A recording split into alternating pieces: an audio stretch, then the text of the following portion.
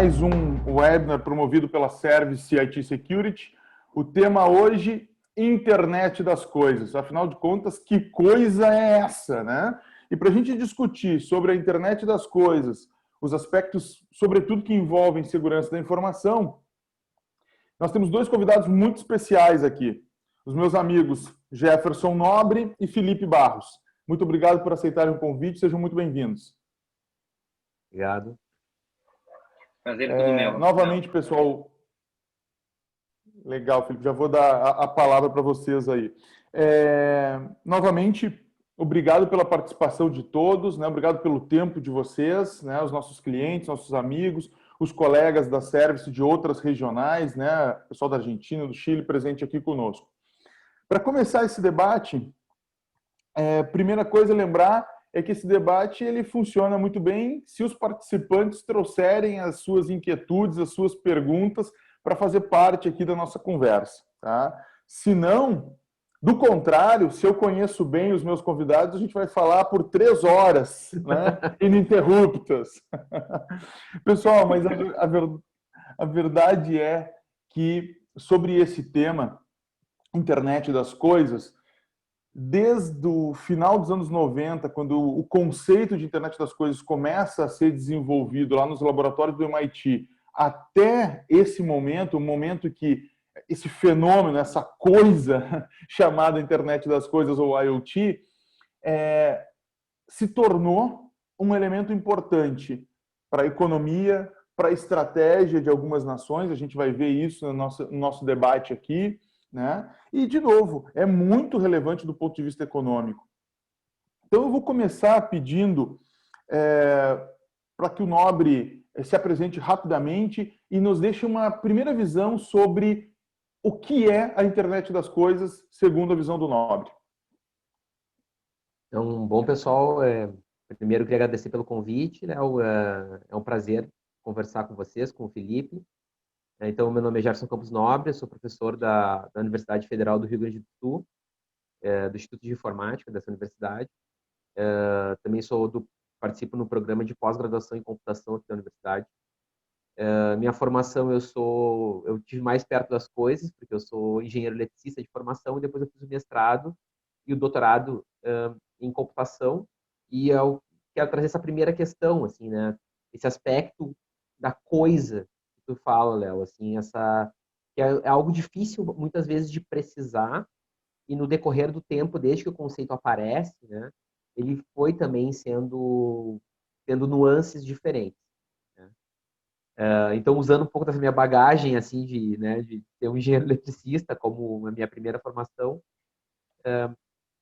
geralmente quando se fala em internet das coisas, e esse conceito está relacionado com que já chamou antigamente de computação ubíqua, com a ideia de objetos inteligentes, né? Tem vários antecedentes da internet das coisas, mas normalmente nós estamos falando de um dispositivo que possui conexão com a internet ou com redes de forma geral. E daí um ponto que eu vou tentar em alguns momentos da nossa conversa hoje trazer, ele tem de forma presente restrições de recursos. Então, esse é um primeiro aspecto que eu queria colocar, que eu acho que é fundamental, especialmente porque nós falamos no contexto de segurança. E, normalmente, segurança significa uso de recursos, né? Então, normalmente, não... E pior, assim, normalmente, para nós, é um uso de recursos que não é a entrega que o cliente, né, que o usuário deseja. Então, para nós fazermos com que essa entrega ocorra com certas propriedades, nós precisamos de mecanismos de segurança, mas não é, né, o fim não é a segurança.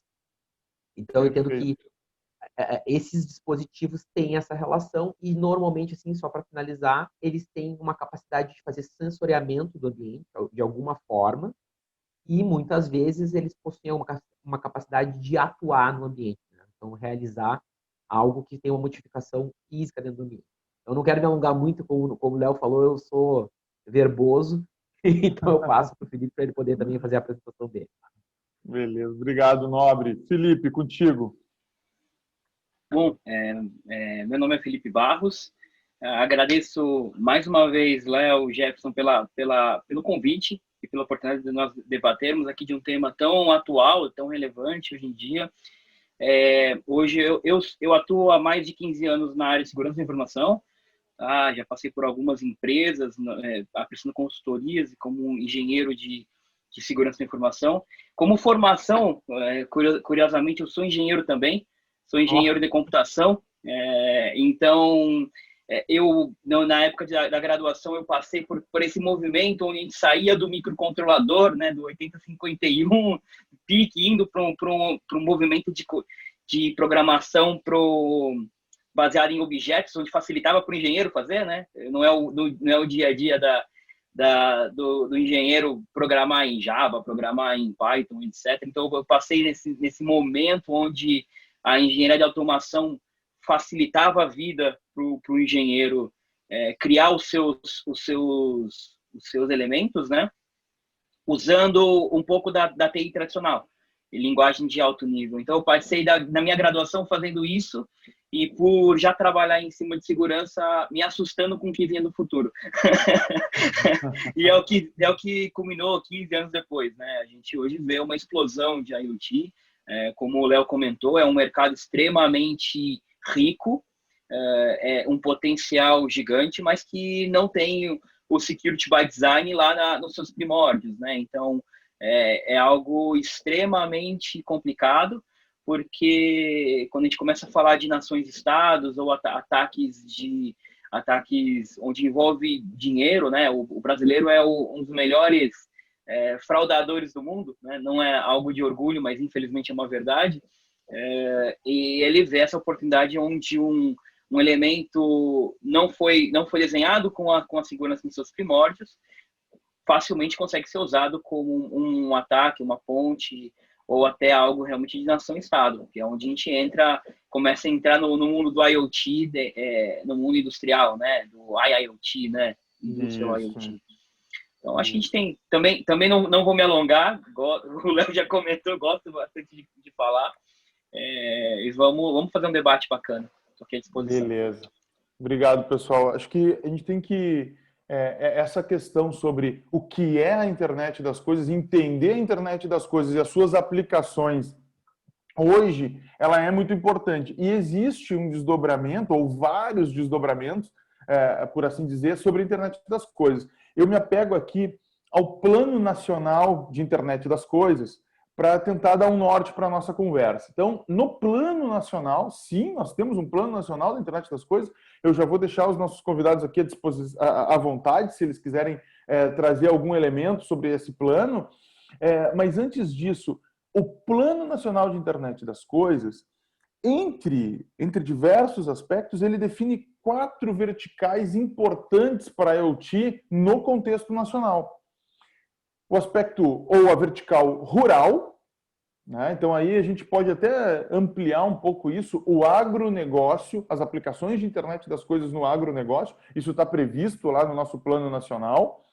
Saúde, né? E aí o Felipe vai trazer alguns cases para nós sobre essas questões de insegurança em internet das coisas e saúde. Cidades inteligentes, né? Que vai movimentar alguns trilhões de dólares aí. Não existe projeto de cidade inteligente sem internet das coisas, né? Não é só sem internet das coisas, né? Vai precisar de conectividade, vai precisar da nuvem, vai precisar de IA, mas a base das cidades inteligentes é a internet das coisas. E, por fim, a quarta área prevista no nosso plano nacional é exatamente a que o Felipe trouxe aqui, a indústria, né? E aí a internet industrial das coisas. Sobre o plano nacional ou sobre as diferentes aplicações de internet das coisas, dentro dessas áreas que eu comentei ou para além dessas áreas, o que vocês estão enxergando como aplicação para a internet das coisas hoje? Felipe, por gentileza. Eu acho que a aplicação, quando o Plano Nacional foi desenvolvido, ele foi realmente num aspecto comercial para a nação. E eu acho que esses 4 pilares são extremamente importantes até para o desenvolvimento do nosso país. Mas se a gente for pensar no âmbito do IoT, ele é muito mais amplo do que apenas esses 4 pilares. O IoT, hoje a gente vê ele aplicado até dentro do ambiente corporativo tradicional. né? O IoT mesmo, ele não é novidade, ele só é uma nomenclatura nova, né? Como o nosso mercado tem diversas delas, mas algo que já é muito comumente usado. Então, desde impressoras, câmeras IP, telefonia IP, portaria eletrônica, tudo isso é um dispositivo onde ele tem uma computação por trás, ele tem uma programação ali dentro, ele tem um endereço IP, tá? Ele não usa e está conectado dentro da sua rede, e ele pode ser um ponto de alerta para algo de uma insegurança, vamos dizer assim, se você não tratar ele corretamente. A gente tem um site muito famoso, né, que é o Shodan. É um site muito famoso que ele fica escaneando a internet através de dispositivos que estão conectados na internet e que não são dispositivos normais, né, não são dispositivos de TI tradicional, e que estão ali expostos com IP público, com conexão aberta, com senha, usuário e senha default, e que a gente, navegando pelo Shodan, consegue descobrir, por exemplo, diversas câmeras IP, que você consegue ver a câmera IP de empresas dentro, né? Porque ali está com IP público conectado na internet. Então, se você abrir o espectro para o mundo corporativo, ou até dentro da sua casa, né? A gente hoje tem a tua televisão, hoje ela tem o endereço IP. Eu tenho ali o Alexa, que está aberto ali, e eu consigo controlar minha casa, casas digitais, aquela automação residencial com IP. Eu tenho um amigo que tem mais de 120 IPs na casa dele. Conheço esse amigo. É ele mesmo. Mas é verdade, ele tem mesmo isso. Agora, tem casos aí de insegurança, por exemplo, de uma televisão onde o atacante conseguiu entrar na televisão, porque ele usava um Android por trás, né, e o Android com as suas N vulnerabilidades possíveis, e ele conseguiu assistir um casal assistindo televisão. Então, assim, se você pensa, tudo isso é um espectro dentro do universo IoT, né? E aí eu passo a palavra para o meu amigo Nobre para complementar na visão dele aí, o que ele enxerga. Eu vou tentar vir por uma outra linha, né? Assim, quando o Felipe estava comentando aqui, falando sobre, né, sobre essas questões, eu estava me lembrando aqui que eu imagino que muitos dos participantes aqui do webinar devem conhecer, né, o seriado Black Mirror, né? E, assim, cada vez mais parece um retrato da realidade, né, tão próximo, né, do que uma distopia futurista, assim. E o que o Felipe comenta sobre né, uma televisão onde o atacante conseguiu assistir o casal é a base de um dos episódios, assim, sem spoilers, mas é a base de um dos episódios do Black Mirror, né? E, consequentemente, né, eles têm um episódio, daí eu queria colocar isso também, não vou dar spoilers, mas um episódio onde as abelhas tiveram uma doença e se substitui as abelhas por drones. Então, tem um pequeno drone, né, abelha, que é, assim, basicamente um objeto conectado em rede, né, assim, para todos os efeitos, né? E é interessante, e eu quero, talvez o Léo esteja pensando, tá, mas o Nobre agora me trouxe lá um seriado, o que isso tem a ver com o Plano Nacional de Internet das Coisas? O Plano Nacional, ele comenta um aspecto, e esse episódio é interessante por isso, sobre a interação entre o Estado enfim, as empresas, né, uma perspectiva de parcerias público-privadas, né? E nesse episódio fica claro, por exemplo, a questão em relação à proteção dos dados, né? Muito claro, né? Então, assim, esses drones, eles começam a ter informações sobre as pessoas, informações que, em um certo momento, não se sabe quem que possui as informações com mais precisão, se é o Estado ou se é a empresa que é detentora dos drones. E isso, Léo, assim, e Felipe, no sentido que, por exemplo, da questão de cidades inteligentes, é algo que nós potencialmente vamos enfrentar. Em alguns momentos, essas coisas vão produzir uma quantidade muito grande de informações, né, de dados, depois, posteriormente, informações, e essas informações, majoritariamente, vão estar distribuídas, sim, entre o Estado e entre algumas empresas.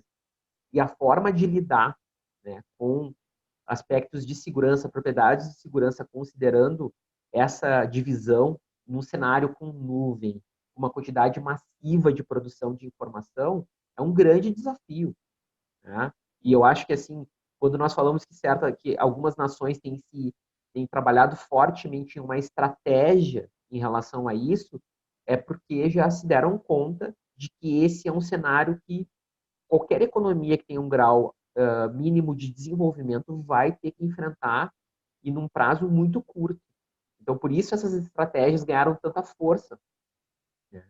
E, claro, a gente está falando aqui no nosso recorte, um recorte de segurança, mas tem vários recortes que podem ser feitos. Então, o Léo falou, por exemplo, antes, sobre a questão de IA, né, de inteligência artificial, é algo que a gente não vai poder prescindir, né? Não tem como fazer certas coisas sem alguma forma de aprendizagem de máquina, de tratamento de grandes volumes de dados. Então, assim, e aí a gente volta para essa questão que eu estava comentando, que é a relação com o Estado. Tá? Então, eu também não enxergo como isso possa ser cuidado de uma forma adequada sem uma participação efetiva do poder público. Então, a gente tem nós sabemos que o poder público tem uma dificuldade para se adaptar a questões tecnológicas. Então, nós temos sem ir muito para trás, a questão da nuvem, por exemplo.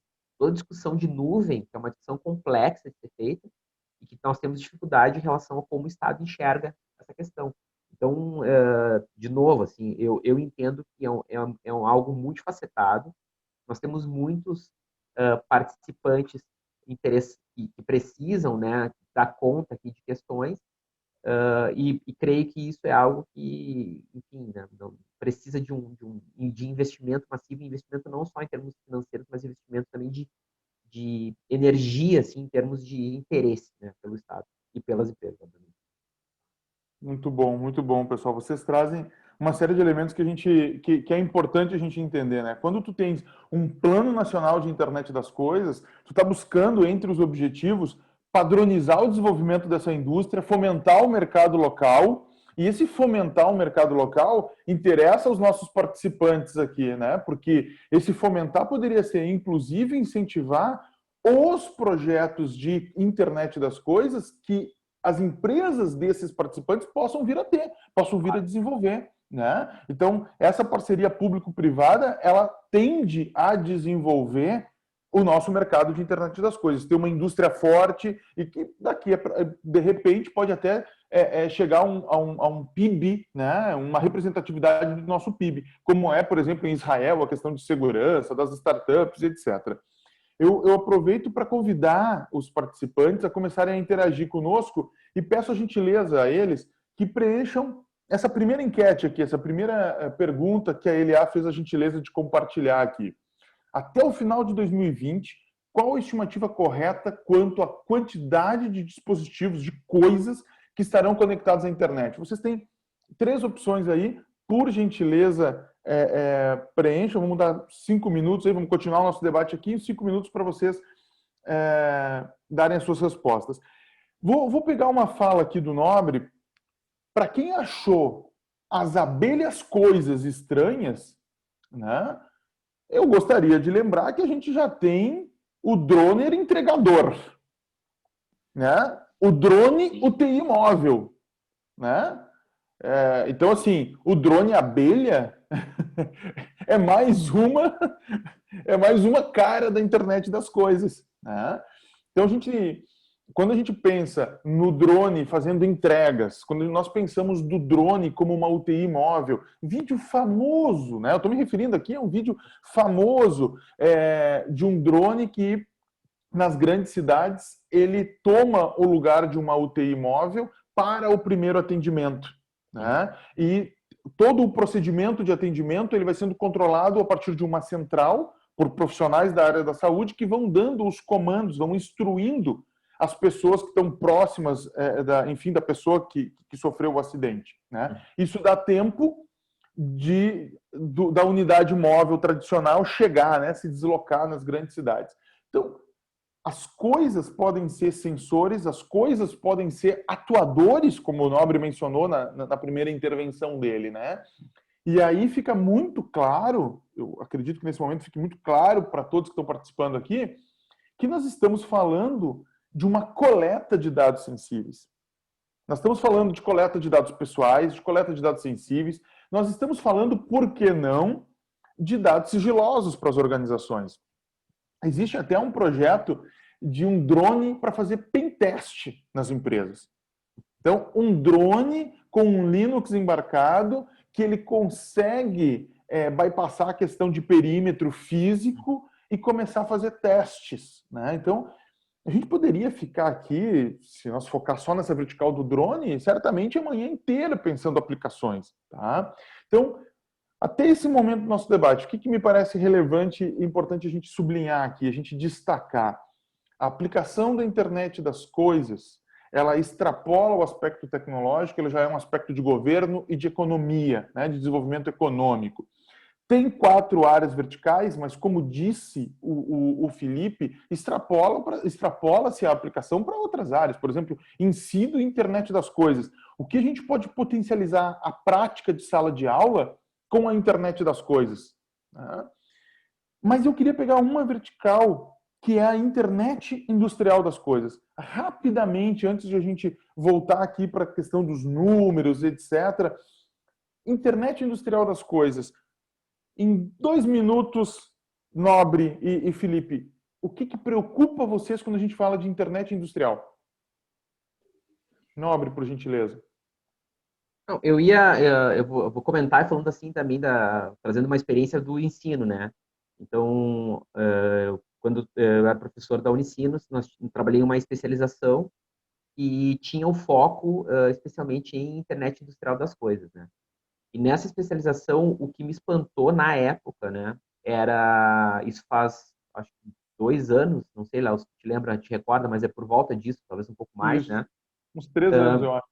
Acho que é 2 a 3 anos, né? E uma preocupação que existia, que eu acho bastante importante, né? Então, assim, eu atuo de forma, assim, já há alguns anos no Internet Engineering Task Force, que é uma entidade de padronização, e uma preocupação que era muito forte que os alunos dessa especialização tinham era com a questão de padrões. Então, nessa época, eles colocavam, e eu acho de forma bastante correta, assim, do meu ponto de vista, um pensamento que já houve em outras áreas da computação, e ainda há, obviamente, em algumas áreas da computação, que é o medo de ficar preso, né, a algum fornecedor, a algum vendedor que não respeite padrões, né, e de forma, e assim, sendo bastante honesto na época, porque alguns padrões não existiam, não era nenhuma questão, assim, de um interesse, né, de uma busca tecnológica, mas de fato não existiam os padrões, e eles tinham um receio muito forte em relação a isso.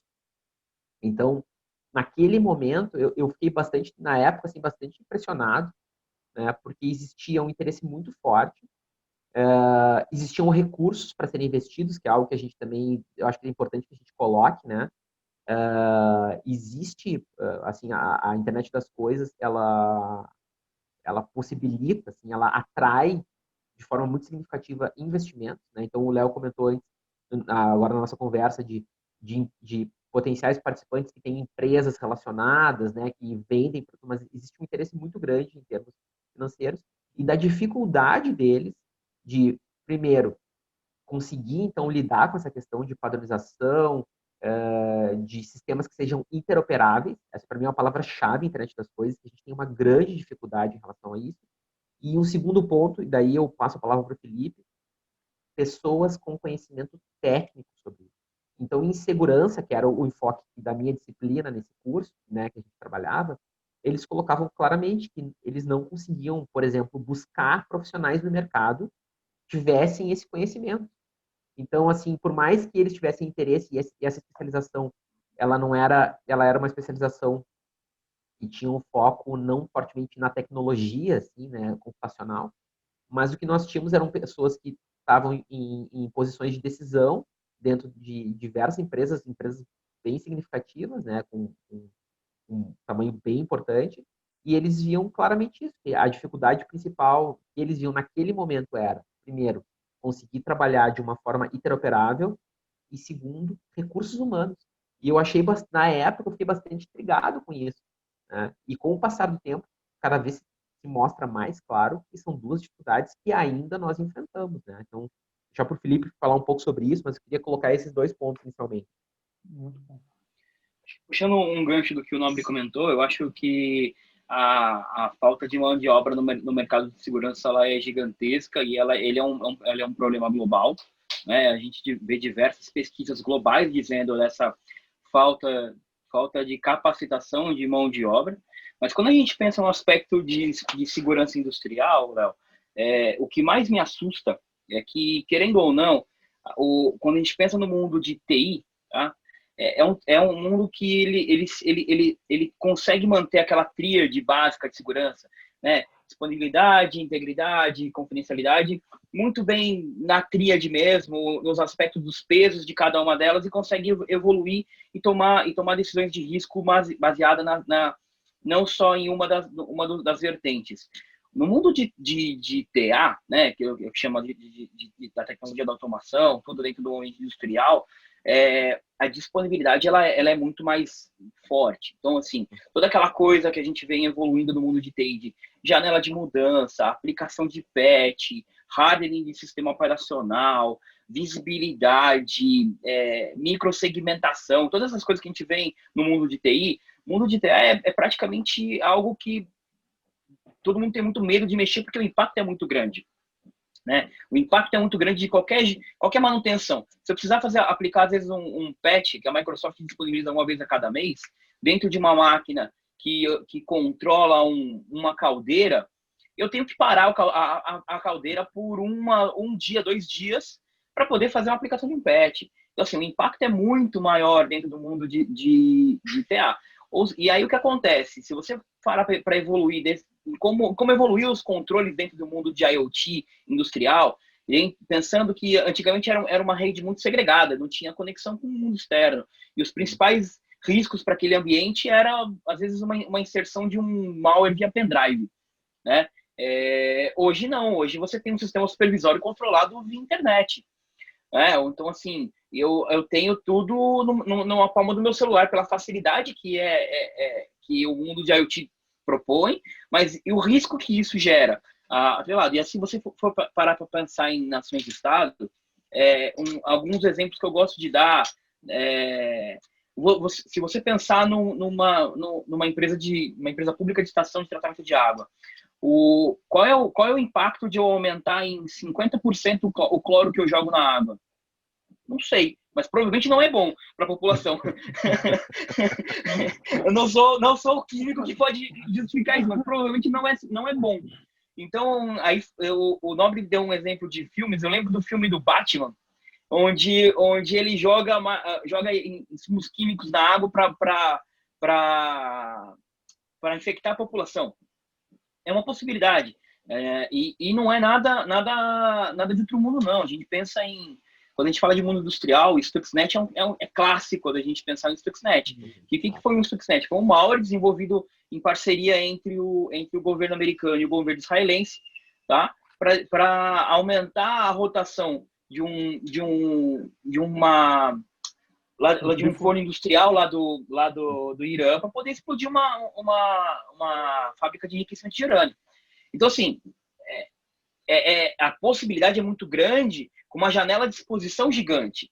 É um risco muito alto e que a gente ainda continua tendo, a disponibilidade ainda continua sendo um aspecto crítico, que eu não posso ir lá e parar uma fábrica, porque o risco é muito grande. Às vezes eu posso perder uma planta porque eu estou parando, só por causa de aplicar um patch. Então a gente tem que ir para umas alternativas diferentes do que o mundo de TI costuma fazer. Bem lembrado, Felipe. Quando a gente fala para os nossos colegas aí da engenharia de produção que nós queremos parar a caldeira para fazer uma atualização, eles olham para a gente e dizem, bom, tu não sabe o que é uma caldeira, né? Porque se eu resfriar essa caldeira, eu perco a produção do ano inteiro, né? Então, não é viável, não é viável. Eu pedi para a gente pegar esse ponto da internet industrial das coisas, porque claramente caberia aqui uma discussão só sobre isso, né? Nós estamos num momento em que o setor elétrico na América Latina discute padronizações e iniciativas para aumentar o nível de resiliência cibernética, né? Então isso é muito importante. A internet industrial das coisas, se a gente não tiver um olhar sobre padronização, sobre segurança, isso vai colocar em risco a vida do cidadão. Né? Seja pelo comprometimento da geração e distribuição de energia, como nós já tivemos no caso da África do Sul, seja pela questão da explosão da usina de beneficiamento de urânio, como mencionou o Felipe aqui, ou seja, ainda por questões como essas, né, de alterar a composição química das estações de tratamento de água. O próprio governo americano diz que já barrou uma tentativa de ataque como esse, vindo, segundo o governo americano, do Irã ou do Iraque, não me recordo agora. Mas, pessoal, antes de a gente ver o resultado da nossa enquete, eu quero trazer aqui para vocês uma pergunta do João Monteiro. Ele diz o seguinte: bom dia, sou repórter do portal IP News e a pergunta é a seguinte: o Plano Nacional de IoT cobre algum ponto de segurança? Os projetos apoiados por ela têm que seguir algum padrão de segurança? Eu vou me antecipar aqui e aí vou pedir para vocês a contribuição de vocês. Na minha visão, o Plano Nacional de Internet das Coisas, João Monteiro, é um conjunto de boas intenções e de diretrizes. Ele precisa de um desdobramento operacional, tático operacional, para que essas coisas, do ponto de vista de segurança, do ponto de vista de interoperabilidade, como o Nobre mencionou, saiam do papel. O que a gente tem é um plano de intenções e algumas diretrizes, mas não há, na minha opinião, algo mais concreto que isso. Mas aí o Nobre e o Felipe podem me ajudar, certamente estão mais atualizados que eu aí no tema, por favor, fiquem à vontade. Não sei se tu quer, Felipe, eu começo eu. Pode começar. Não, eu ia dizer que meu entendimento é, como dizem, né, eu assino com o relator. Eu não vejo, Léo, assim, nenhuma... Concordo contigo que ele é um plano bastante abstrato, no meu entendimento, e talvez entendo como um plano, né, assim, que ele possui um grau de abstração alto, mas que ele precisa ser desdobrado em medidas concretas, né? Ele fala, não esqueci o termo, acho que é Câmara de IoT, não sei se vocês lembram exatamente, mas ele fala de um órgão, né, de fazer definições, mas o meu entendimento é que não existe, e acho que essa talvez seja uma questão importante, né, que deve ser colocada. Ele deveria, no meu entendimento, já no princípio, colocar questões relativas à segurança, e fazendo aqui um pequeno também, tentando um gancho com a fala que foi muito interessante do Felipe agora. A gente fala de segurança normalmente, esse termo engloba duas perspectivas na língua inglesa, né, que é o security e o safety, né, que é a ideia de segurança de operação, às vezes se traduz dessa forma, né, que é muito importante nesse contexto que nós estamos falando agora. Nós estávamos falando sobre internet industrial das coisas, né, mas eu entendo que não existe essa relação. E em alguns casos é engraçado, porque o plano ele em alguns casos ele materializa, por exemplo, ele fala de redes de telecomunicação como habilitadores lá da comunicação máquina a máquina, né? Ele usa uma terminologia, eu não me lembro as palavras exatamente, mas é algo nessa linha. No entanto, ele não coloca, por exemplo, essas questões, né? Como de fato, se nós observarmos as redes de telecomunicação com os seus planos iniciais também não falavam, né? Aspecto assim de segurança, né? O Felipe comentou essa questão da ideia de segurança por design. Nós podemos falar de segurança, não houve segurança por design na legislação. É isso aí, boa. Realmente eu também não vejo algo muito concreto. Existem modelos internacionais de boas práticas de segurança para esses mundos. Eu acho que isso a gente pode citar, que existe o ISA 95 é um modelo muito interessante para proteção de rede de automação, tá? Mas assim, ainda realmente algumas coisas são muito abstratas mesmo, né?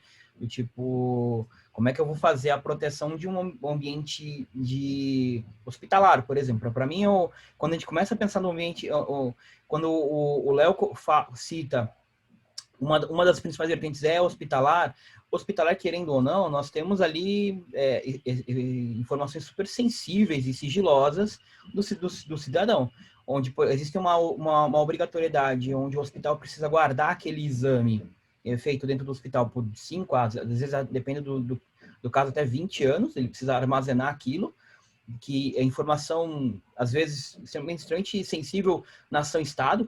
A gente cita, por exemplo, imagine que descobre-se uma doença extremamente complexa num presidente de nação, e isso pode abalar toda uma nação, toda a economia de um país. Isso existe toda uma teoricamente, uma preocupação para esse ambiente, mas, ao mesmo tempo, esses equipamentos todos que realizam o exame são totalmente inseguros by design, né? Porque eu lembro de um caso em 2010 que eu trabalhei, e aí eu posso falar o nome porque não tem problema, porque é um caso que virou público, dentro do Instituto do Câncer, onde uma máquina que fazia análise de gasometria, tá? Que é um exame que valida dentro de uma pessoa com câncer, como é que tá os níveis de gases dentro daquele paciente, onde o atacante estava conectado naquela máquina, e era por trás, claro, um Windows XP embarcado, né? Mas ele estava conectado ali, com conexão externa, e daquela conexão ele tinha acesso ao data center inteiro deles. E assim, a gente encontrou por um acaso aquela conexão. E dali a gente foi lá e conseguiu trabalhar na contenção e melhores práticas para isolamento. Mas normalmente, dentro desse mundo hospitalar, o que acontece? Chega o engenheiro de tecnologia e fala assim, olha, isso aqui é um raio-x, eu preciso de um IP e eu preciso de um espaço no seu data center para armazenar os exames. E é isso que pede. Então, até eu evoluir e trazer normativas e controles. E se você... legal, eu vou usar a segurança de TI tradicional para proteger esse device. Eu vou instalar um antivírus naquela máquina. Você perde a garantia. Você não sabe o quanto não só garantia, mas o quanto um client pode gerar poder computacional, atrasar o poder computacional daquele dispositivo e gerar um impacto no resultado daquele exame. Ô, Felipe, eu acho que a área da saúde é uma área, assim, a gente falou aqui da internet industrial das coisas, né, que tem muitos riscos de segurança. Eu acho que esse segmento, setor elétrico, água, né, ou que a gente chama aqui de infraestrutura crítica, vai demandar muito. Do ponto de vista de oportunidades profissionais, nós teremos muitas oportunidades, porque falta especialização, né? E é um mercado de bilhões de dólares, né? Então é um mercado muito, muito interessante. Agora, a área da saúde, ela me preocupa particularmente, porque eu ainda vejo um certo distanciamento entre o time de segurança e o time de TI dessas grandes instituições, desses grandes complexos hospitalares, um certo distanciamento deles com aquilo que é o DNA da organização. Eu me recordo de certa vez em uma instituição de saúde que eu pedi pelo inventário de ativos da organização e não veio um único dispositivo de diagnóstico, um único dispositivo médico. Vieram só os servidores e as estações e os equipamentos de interconectividade. E aí eu fiz a pergunta, mas, poxa, esses equipamentos eles estão conectados, eles têm um sistema operacional. Quem monitora? E a TI se viu surpreendida, né? Poxa, mas teríamos que ser nós a monitorar? Eu digo, é um dispositivo que está conectado na tua rede. O ataque pode acontecer por aí. E aí eu volto na questão do nobre, do security e do safety. Aqui a gente está falando da segurança das pessoas, né? Um risco à vida dessas pessoas. Sem querer me estender muito, mas eu acho que a área da saúde ela é muito, muito generosa nos exemplos. Em um outro momento, um cliente, uma dessas instituições havia adquirido um dispositivo para mapeamento genético. Então, tu entrava com os teus dados e o objetivo era identificar a propensão de doenças a partir do mapeamento genético. Então, esses dados eram enviados para uma nuvem do grupo que fornecia esse dispositivo, né, nos Estados Unidos ou em qualquer outro lugar do mundo. Em tempos de LGPD, em tempos de privacidade, isso seria aceitável? Essa pergunta é uma pergunta para todos que estão participando aqui hoje. Seria aceitável, do ponto de vista de privacidade de dados, que eu submetesse um paciente ou um cliente a esses moldes de tratamento de dados, em que os dados, que aí são pessoais e sensíveis, seriam transferidos para um outro país, sobre uma outra legislação? Esse é um tema complexo e é um tema que a internet das coisas potencializa, na minha opinião. Uhum. Eu vou pedir a gentileza para a Eliá para soltar aqui o resultado da nossa enquete. Bom, vamos lá, Léo. 13% das pessoas responderam até 14 bilhões de equipamentos, 48% responderam 25 bilhões e 39% responderam 32 bilhões de equipamentos. Então, a maioria das respostas aí foram 25%, 25 bilhões de equipamentos. Perfeito. Ou seja, o pessoal que está conosco aqui está atualizado. A estimativa da Cisco é exatamente essa, né? E existe uma estimativa para o Brasil, até tomei nota aqui, estou colando nesse momento, 352 bilhões de dólares é o tamanho do estimado do mercado de internet das coisas para o Brasil até o final de 2023. Tá? Então, nós estamos tratando de um tema aqui que vai gerar muitas oportunidades, né? Os especialistas, os arquitetos em soluções aqui que nos acompanham, certamente terão como pauta a questão da internet das coisas. Tá? Então, é importante a gente pensar na quantidade de dispositivos que estarão conectados. É importante a gente pensar no aspecto econômico, né, no que isso vai mobilizar a economia. Mas antes de passar para as outras perguntas que estão chegando aqui, eu gostaria de primeiro agradecer os participantes aí que responderam a enquete. E segundo, eu vou passar para o Nobre para falar sobre um dos habilitadores da internet das coisas, que é a conectividade, que é a computação de borda, que é o 5G. Nobre, eu queria te ouvir sobre esse habilitador, porque tu és um especialista no tema aí de conectividade, e depois eu queria ouvir o Felipe falando sobre o segundo habilitador da internet das coisas, na minha visão, que é a segurança da informação. Então, vou começar aqui pelo Nobre novamente. Bom, assim, tu me colocasse um tema complexo, né, Léo? Então, assim... Por isso que eu te convidei. Então, eu queria comentar inicialmente que, geralmente, quando se fala em internet das coisas, nós temos mais de um modelo de conectividade que pode ser considerado, né? Então, um modelo, que é o modelo que, nesse momento, tem sido mais utilizado, é o modelo onde a própria organização tem sua infraestrutura de telecomunicações, né? Então, ela constrói, digamos assim, usando uma analogia, como se fosse uma rede Wi-Fi, né? Ela vai utilizar uma tecnologia relacionada com a internet das coisas, que, por exemplo, uma tecnologia que é bastante conhecida chamada LoRa, né, que é muito utilizada, né, hoje em dia para conexão de dispositivos de baixo poder computacional.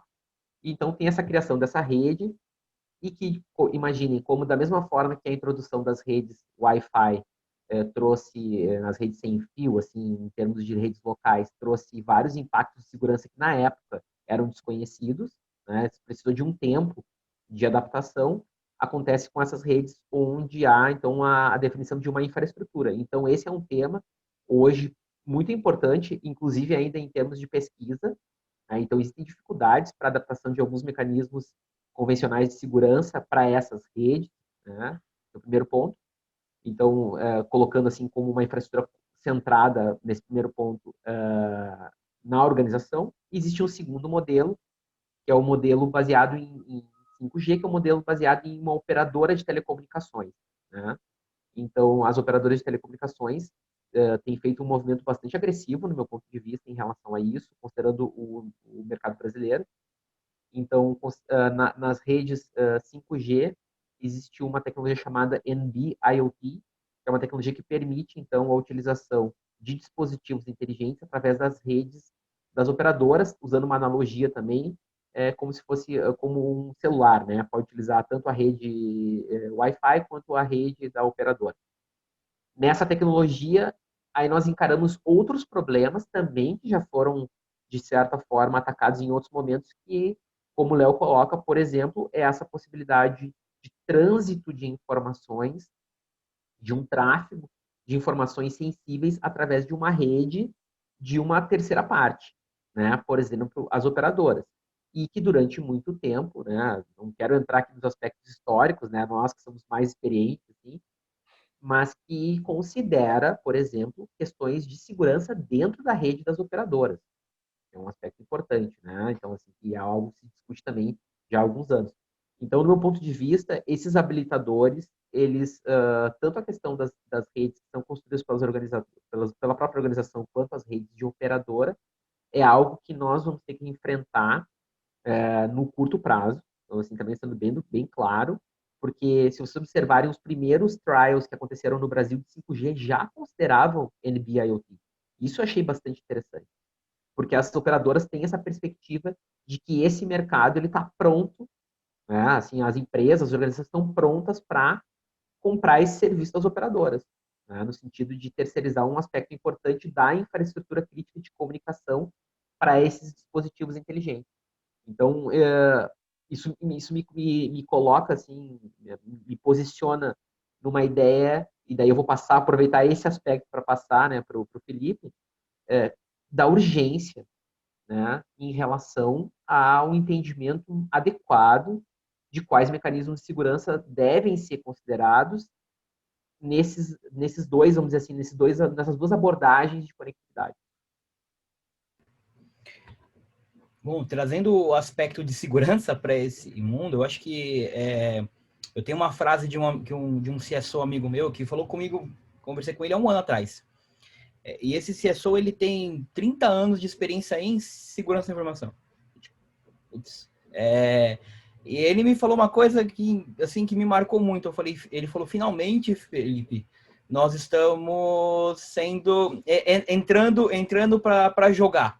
Entrando realmente no board para conversar. Então, assim, a área de segurança ela é latente hoje em dia.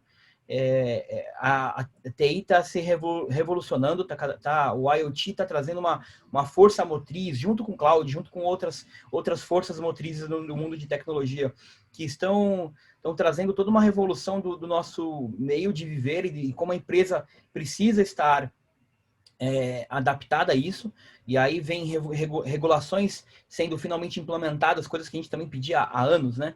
Finalmente umas regulações sendo implementadas para realmente a área de segurança da informação começar a entrar no jogo, né? Então, se você for parar para analisar por esse aspecto, nós temos já tecnologia, nós temos inteligência.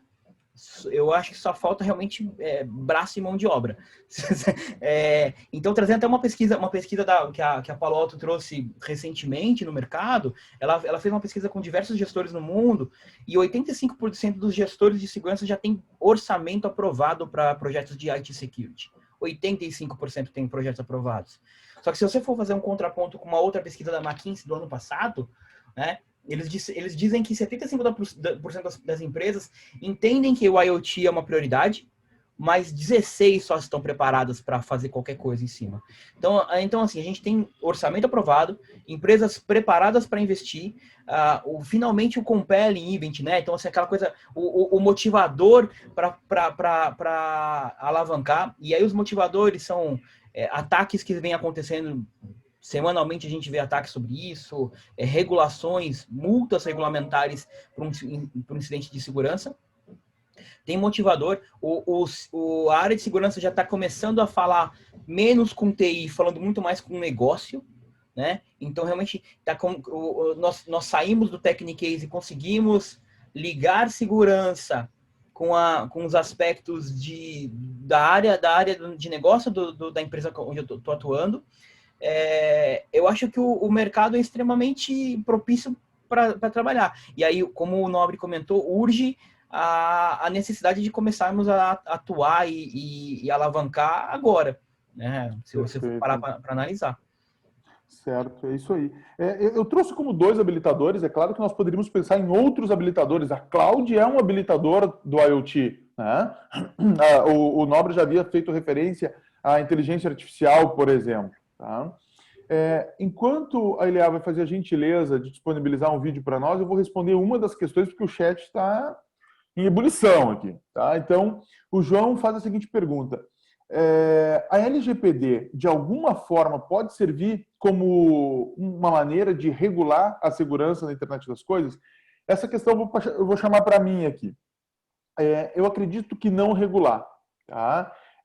Embora, claro, a lei tenha esse papel, mas eu acho que a grande contribuição é que, com o desdobramento de qualquer legislação de privacidade, os conceitos de segurança por design, ou por padrão, e privacidade por padrão ou por design, né, são importantes. Então, a sociedade deve fazer pressão sobre os grandes fabricantes para que se entregue um dispositivo, mas um dispositivo que mantenha os meus direitos de privacidade, que zele pelos meus direitos de privacidade.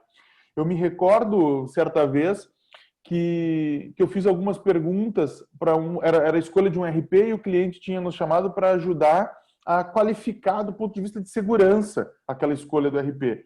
E o player lá de RP estava apresentando e eu fiz 2 perguntas sobre segurança e ele ficou bravo, né? E aí ele pegou e disse assim: Leonardo, o que tu tem que entender é que eu estou vendendo aqui é um ERP.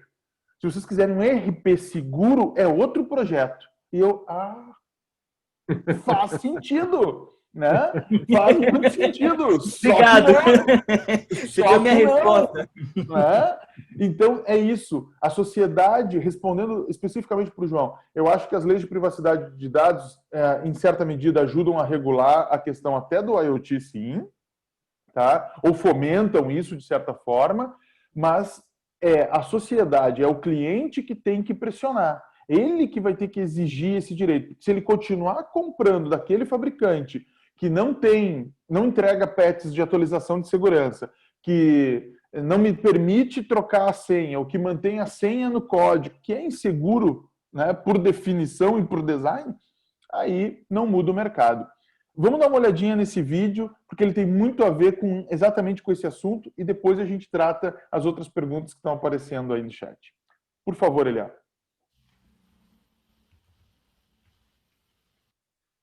Então aqui vocês estão vendo uma cafeteira inteligente, né, conectada à internet, e um pesquisador, está aqui a tela dele, ele resolveu fazer alguns testes de segurança nesse dispositivo. E o que aconteceu com esse dispositivo? Primeiro, ele foi suscetível a receber comandos aleatórios, né? Então vocês vão ver que o moedor ali do café, ele começa a rotacionar em diferentes sentidos, né? Esse vídeo vocês podem encontrar na internet como a cafeteira possuída, né? A cafeteira possuída, aí vocês estão vendo aí. Ele mudou o display lá, ó, colocou uma figurinha ali, né? Nada amistosa no display, então ele conseguiu mandar comandos.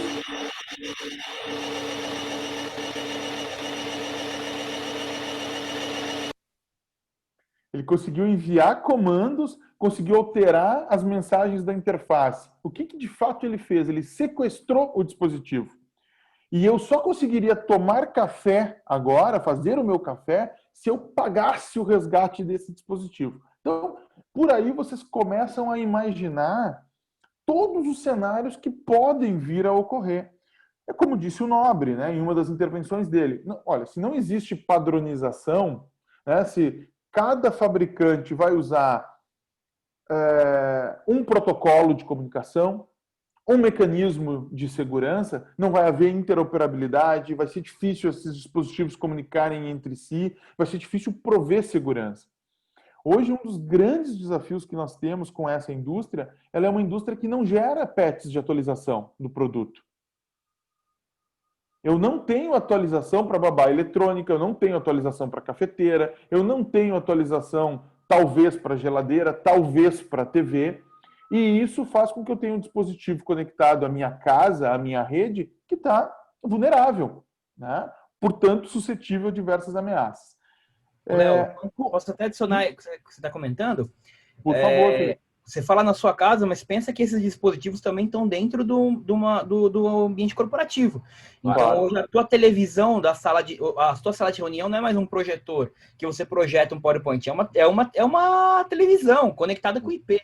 Então, assim, se você for parar para pensar em espionagem industrial, antigamente ali você via nos filmes, né? O cara tinha que entrar dentro ali disfarçado para colocar os microfones, aquela coisa para tentar descobrir uma reunião secreta.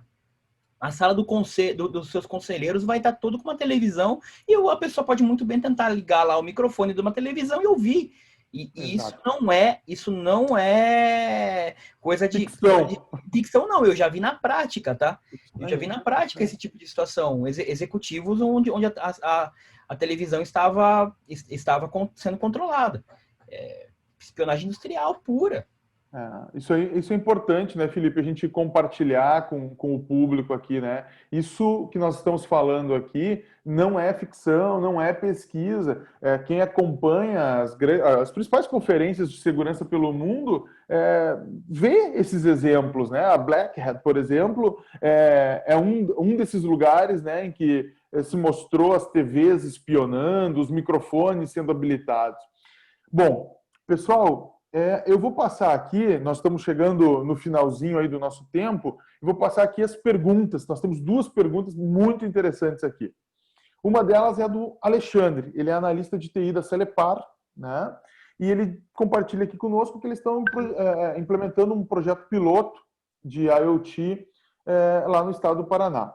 E ele diz o seguinte: no estudo que fizemos, os produtos abertos de mercado, sensores e atuadores, não implementam segurança. Não implementam segurança. Soluções completas prometem a implementação de segurança, mas os custos são muito altos. Pensando em volume, né?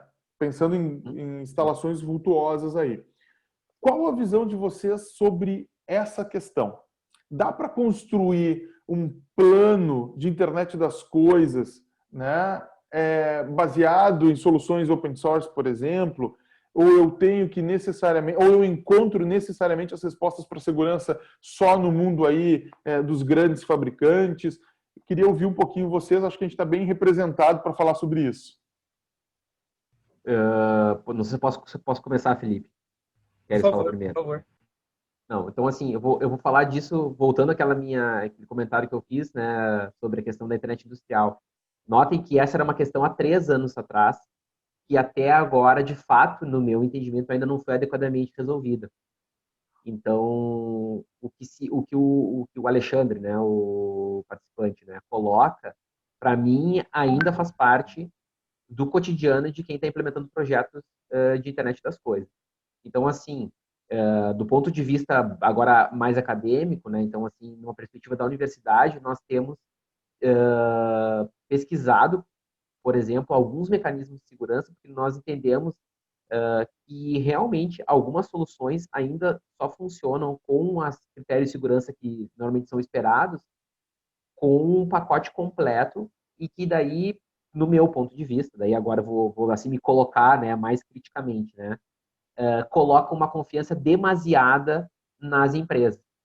Então, o que eu gostaria de ver, né, e que eu acho que ainda nós não estamos nesse ponto em termos das soluções, sejam soluções que sim sejam interoperáveis, que tenham essa capacidade, que forneçam um grau de transparência adequado para os usuários, né? Por exemplo, para questões de auditoria. Então, é muito difícil, né, como o Léo comentou antes, né, tu coletares essas informações que são sensíveis, por exemplo, e depois entregares uma solução que é completamente fechada, que eu não tenho visibilidade, né, de forma assim, fim a fim para uma empresa.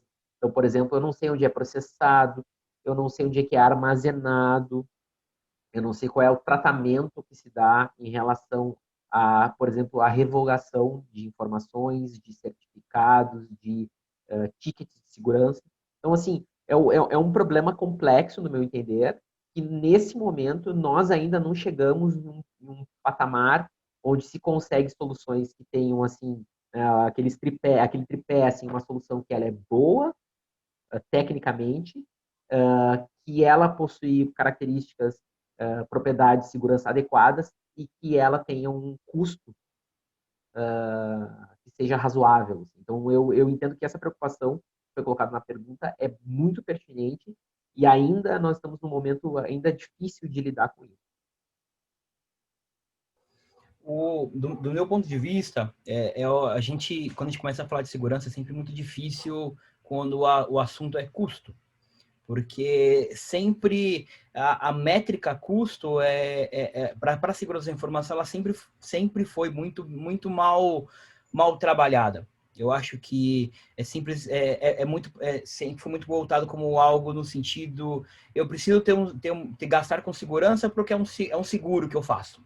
né? Então eu faço um seguro aqui para poder garantir que eu não vou ter um problema e nada em segurança da informação é 100%.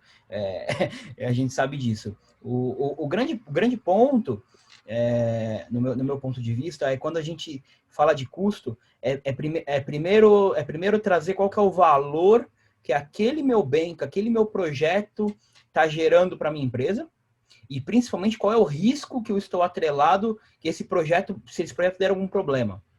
Aí eu começo a ter uma métrica um pouco mais palpável para saber o quanto qual o meu valor desse meu ativo, vamos entrar nesse ponto, desse meu ativo, quanto eu deveria gastar para proteger que isso não aconteça. E aí sim, entra um pouco mais palpável o valor-custo. No sentido, por exemplo, imagine que eu implementei um projeto, através desse projeto abriu uma vulnerabilidade na minha empresa e eu tive que parar a transmissão de energia elétrica por 5 horas no estado inteiro. Qual é o risco e impacto de dinheiro que isso vai gerar? É bilionário, trilionário. Aí, beleza. Aí você começa nesse impacto possível, eu tenho a minha margem de segurança que eu posso gastar em cima de um projeto desse. E aí, quando eu começo a falar de projetos, aí eu acho que já existem soluções maduras para implementar sim hoje de mercado. Aí existem fabricantes que investem muito em cima de IoT Security. E eles basicamente eles têm um modelo onde eu começo o meu jogo em cima de visibilidade e não em cima do device, porque o device eu provavelmente não vou conseguir botar algo em cima dele, mas eu coloco algo dentro de uma camada criando uma estratégia de conectividade segura e eu coloco uma visibilidade e monitoramento nessa minha rede. Então assim, eu consigo descobrir que device é aquele, quais vulnerabilidades são suscetíveis, que tipo de conexão aquele device está fazendo. Pô, aquele device precisa conectar com a China? Não precisa. Mas por que ele está conectando? Então eu começo a ter visibilidade, porque segurança ela inicia através de visibilidade. E dessa visibilidade, qual é o meu risco, qual é o tipo de fluxo de conexão, o que aquele device está fazendo, eu consigo fechar e diminuir a minha janela de exposição e aplicar controles em cima dessa conectividade. Pô, eu tenho um sensor, ele precisa conectar só com o meu sistema supervisório. Ele não precisa conectar com outro sensor. Né? Então, eu consigo diminuir a minha janela de exposição através de conectividade e visibilidade. Mas eu começo o jogo com visibilidade. E quanto mais autônomo eu puder ser para enxergar essas visibilidades, aí eu tenho que aplicar a inteligência artificial, como o próprio nome comentou. Então, existem tecnologias que já aplicam inteligência artificial baseada em fluxo de conectividade para identificar que device é aquele. Que device é aquele, quais riscos que estão inerentes e automaticamente sugerir possibilidades de diminuir essa janela. Eu acho que esse é o futuro da indústria de IT Security. Tá? Visibilidade e controle autônomo. Isso aí. Eu espero que a gente tenha conseguido responder a questão do Alexandre. É uma questão complexa. Eu só complementaria a resposta tanto do Nobre quanto do Felipe, dizendo ou compartilhando com o Alexandre de que não sacrifique a etapa de testes, independente do tipo de arquitetura. Né? Tem que se fazer testes de invasão nessa arquitetura, tem que se fazer análise de risco, tem que se encontrar se existe um ponto único de falha, quais são os pontos que a gente pode explorar, usar uma taxonomia de ataques como a do Mitre. Né? O que não dá é para improvisar. Né? Em segurança da informação não se pode improvisar. É isso, eu tenho dito isso sistematicamente. Né? Improvisar e negligenciar, a gente sabe o que acontece ali na frente. Eu vou tomar a liberdade aqui de responder a pergunta da Irene. A Irene ela é jornalista aqui do InfoChannel, né? Ela fala sobre a dificuldade de conscientizar sobre segurança, que é realmente uma questão aí que está na pauta, né? As campanhas de conscientização precisam evoluir, precisam ser mais do que palestras, workshops e simulação de phishing, né? Para de fato ter resultado. O Nobre aí não comentou, mas é formado em psicologia, né? Conhece bastante de engenharia social. A gente poderia fazer uma track só sobre isso, com certeza, né? Mas respondendo sobre como dar visibilidade para isso, o C-Level fala a língua dos riscos. Eles precisam conhecer os riscos aos quais eles estão expostos. Né? Então eu vou ficar um pouco com a fala do Felipe. dar visibilidade sobre onde estão esses sensores, esses atuadores, onde estão essas coisas e quais os possíveis impactos se houver uma falha de segurança. Mas um possível impacto na atividade fim, no negócio. Será que coloca em risco as vidas das pessoas, por exemplo? Né? Se eu estou falando de internet das coisas na agricultura, na fazenda, será que um ataque pode comprometer a minha plantação de milho, por exemplo? Será que alguém pode infectar a minha colheitadeira, por exemplo, e isso me gerar algum prejuízo? Será que eu poderia disseminar algum tipo de doença entre o meu gado, que está sendo monitorado por sensores e que está sendo tudo controlado a partir de sensores e atuadores? Então, quando a gente fala a língua de riscos, a linguagem de riscos, o board ele se sensibiliza ou por consciência ou pelo bolso. Tá? De maneira mais objetiva possível, Irene, esse seria o caminho. Identificar os riscos, os impactos do ponto de vista de negócio e levar para o C-Level. Tá? Eu acho que isso ajuda a conscientizar. Ou, talvez pela dor, mas conscientiza. Tá? Eu vou passar aqui, já nos deixando à disposição, pessoal, os nossos contatos. Se a gente não conseguiu responder com a devida profundidade, né, pela questão do tempo aqui, que agora já nos pressiona, por favor, façam contato conosco, façam contato comigo, com a LA, e a gente encaminha as perguntas de vocês aqui, tanto para o Felipe quanto para o Nobre. Temos uma última questão aqui, que vem do André. E o André fala exatamente sobre agricultura. Olha só, na visão de vocês, quais os principais desafios para a aplicação da internet das coisas na agricultura? Eu só vou relembrar, né, embora seja óbvio, a importância do agronegócio, a importância da agricultura, né, para a matriz econômica de um país como o Brasil.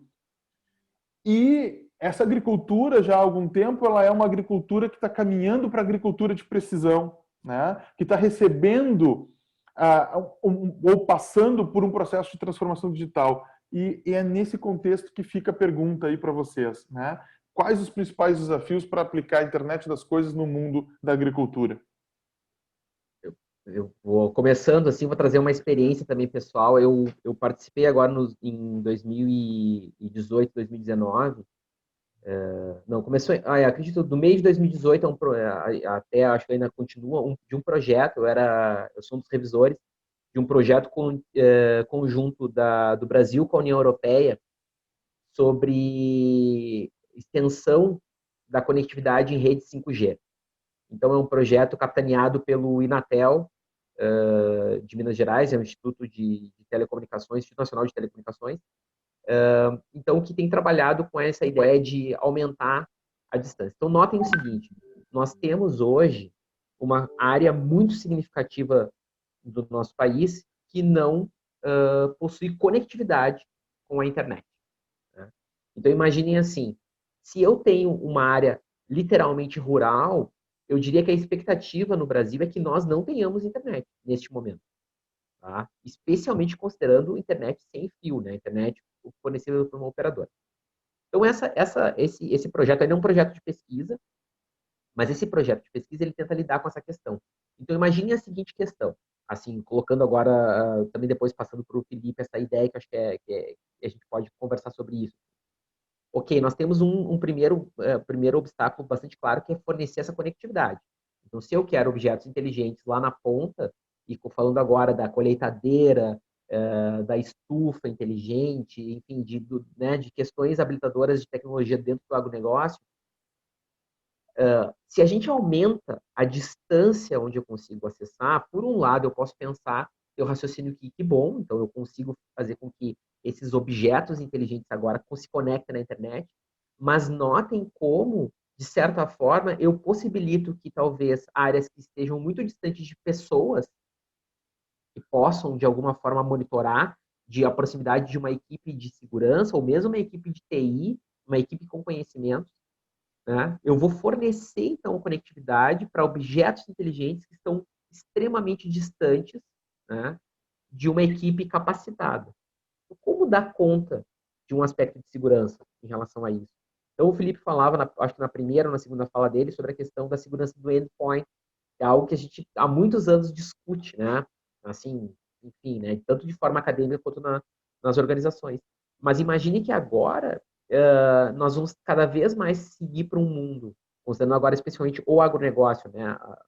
Um mundo onde eu tenho potencialmente dispositivos que estão dispersos em campo, e agora eu falo em campo assim com distâncias de dezenas de quilômetros, e que eu preciso fornecer mecanismos de segurança que minimamente possibilitem tanto a segurança, tanto security quanto safe, né? Tanto a segurança da informação quanto a segurança de operação, porque também uma colheitadeira, né, ou um dispositivo desse tipo, ele tem o potencial, né, ali de realmente de sacrificar uma vida, dependendo de como ele vai ser feito, né, de um ataque, né, pensando na parte de um veículo autônomo.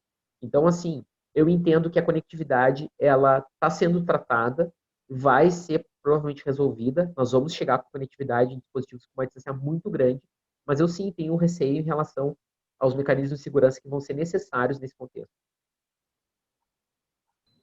Do meu ponto de vista, o que mais me preocupa do agronegócio, que sempre foi uma indústria onde, pela própria, que gera um grande volume de dinheiro, mas que sempre investiu pouco em segurança da informação.